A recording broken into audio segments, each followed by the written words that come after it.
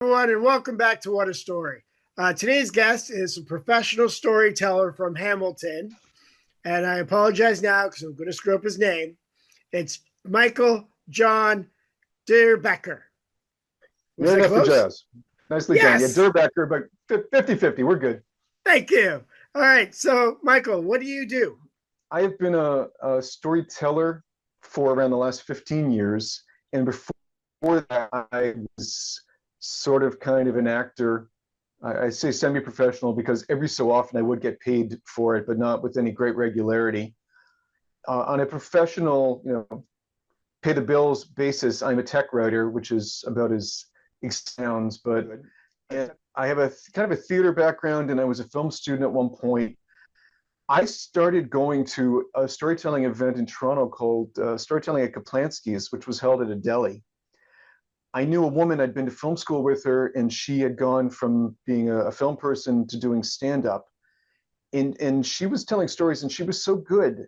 I thought if I can somehow talk my way into doing a set at that place where someone like her performs, I might, at least find out if I know what I'm doing.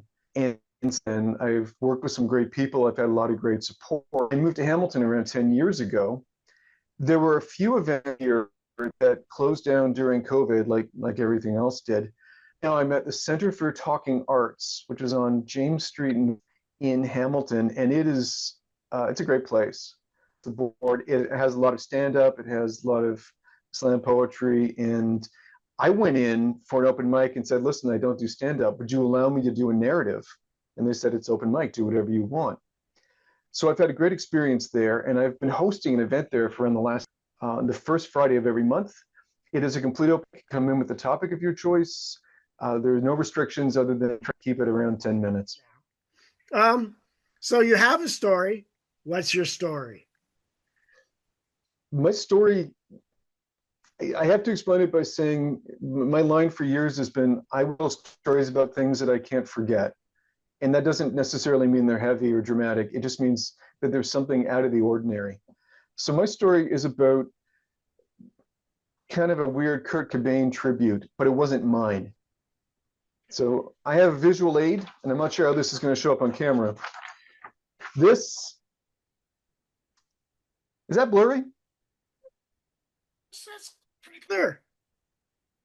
Relatively clear. This is a picture, do it one more time. This is a picture that showed up on t-shirts in the late 90s. They sold them on Queen Street West in Toronto. It is allegedly Kurt Cobain walking into a club called the Cameron House. I guarantee you that photo is not of Kurt Cobain walking into the Cameron House. There were rumors for years that hit it big. He played the Cameron and he played a place called the Elkhorn. I don't have any proof of that, and I am 100% sure that picture isn't what it professed to be. I just want to climb it because the story I want to tell happened in 2002, 7 years after Cobain killed himself. And it was on April 5th, and it was post 9/11. I had been working in software as a tech writer, and I wrote dialogue for computer games. But that company went under shortly after 9/11. So it's 2002, it's April. It is cold, it is miserable. It's not yet spring, and I am broke. So I've been dragged to one of those two clubs that Cobain allegedly played at. And it was the Elkhorn Theater. It has long since been turned into shows. It used to be on Violin Road in Toronto.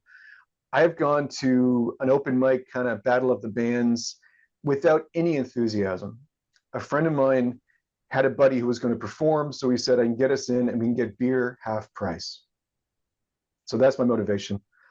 I was sitting there, the beer was lukewarm, but at least it was cheap. I'm not there enthusiastically. The bands are fine. There's nothing really revolutionary. And it took a long time because the band would show up, they'd have to set up their equipment. There was an MC telling bad jokes. They'd do their set, they'd have to take down their equipment, the next band, and so on. I'm just thinking, why am I here? And the MC finally came out and said, so we have something new here. It's been 7 years, and today, and we have some people who want to pay a special tribute to Nirvana. So I'm kind of rolling my eyes. I was never a fan. And three guys come on stage quickly. They have no instruments. It's just three dudes, and they are dressed. And I had to write the name down: Kurt Cobain, Dave Grohl, and Chris Novoselic. It's the last guy I always forget. I mean, the Cobain surrogate, he's got the cardigan, and the Grohl guy's got long hair, and Chris just got the shirt and everything. And they stand in front of a microphone, and everyone's waiting for them to break into something. And they each pull out a straw hat, like a flat straw hat. You know what a boater is? Yeah. And they all put them on. And they do All Apologies by Nirvana as a barbershop quartet.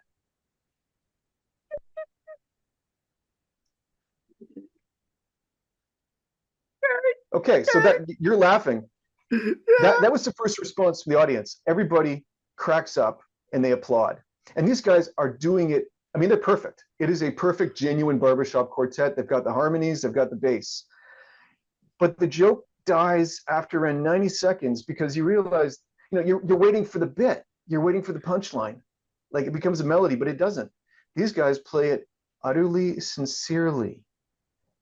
And the longer they went, the more sincere, and it sounded genuinely sad.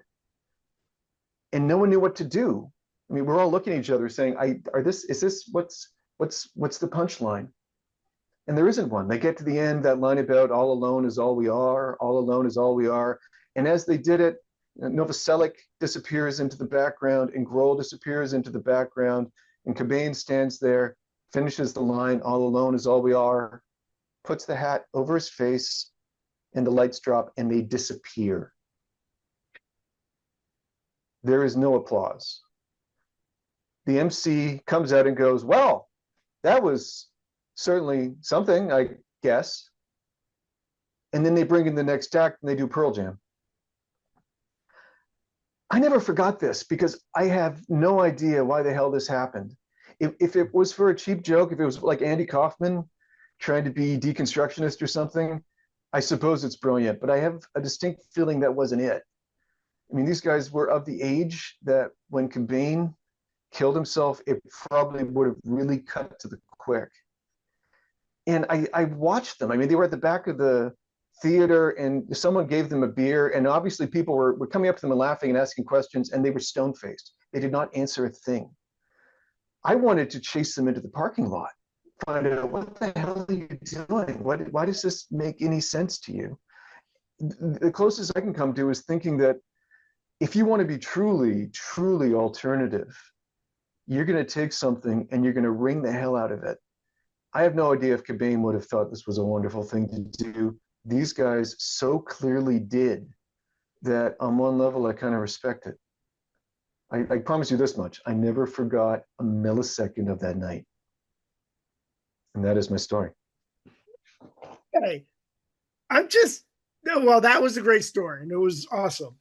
But I'm just trying to wrap my head around being there and seeing this band and being like, are these guys for real?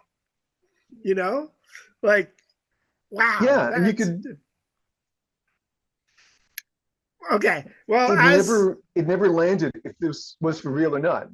Yeah, and as the audience, whoever watches this, is pondering it, we'll never know.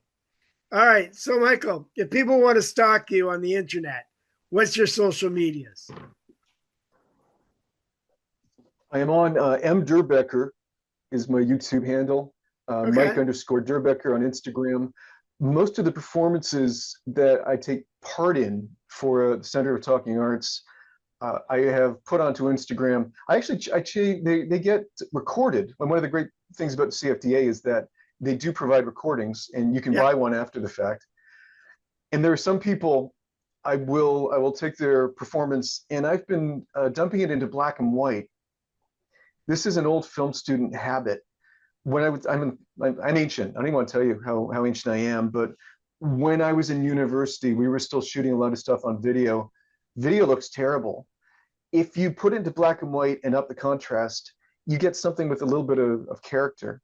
So a lot of the performances that I've taken part in show up on my Instagram, and I have gotten permission from some of my performers, so not my performers, some of the performers at the venue, just to put their performances into this context. And I do it because I think it makes the place, it makes it look bigger, and it also, there's no distraction. You're not looking at the background or the color or what they were wearing and so on. You focus on the performer. And I've been fortunate that most of the people who've come to my show have been very solid. And those who haven't been solid, you can look at them and say they've got the makings to do this. So you can find me in Hey, those two venues. And yeah, come out.